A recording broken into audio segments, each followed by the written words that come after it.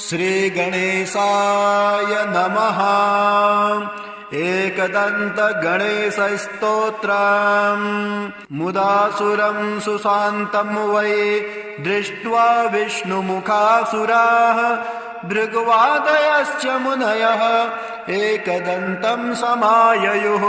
प्रणम्य तं प्रपूज्यादौ पुनस्तं नेमुरादरा तुष्टुरहर्षसंयुक्ता एकदन्तं गणेश्वरम्। देवर्ष ऊचुः क्षदात्मरूपं शकलाधिभूत मयायिनं सोऽहमचिन्त्य बोधम्।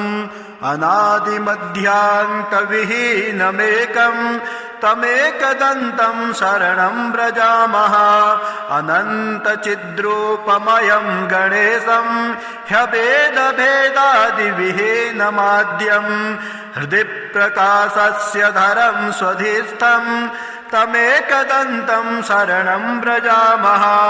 विश्वादिभूतं हृदि योगिनां वै प्रत्यक्षरूपेण बिभान्तमेकं सदा निरालम्बसमाधिगम्यं तमेकदन्तं शरणं व्रजामः।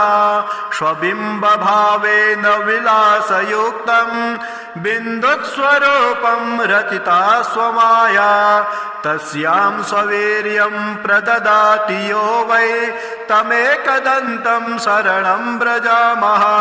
त्वदीयवीर्येण समर्थभूता मया तया संरचितं च विश्वं नादात्मकं ह्यात्मतया प्रतीतं तमेकदन्तं शरणं व्रजामः।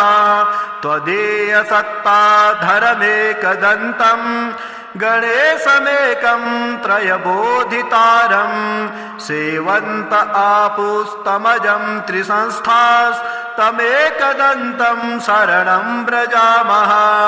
ततस्त्वया प्रेरित एव नादस्तेनेदमेकं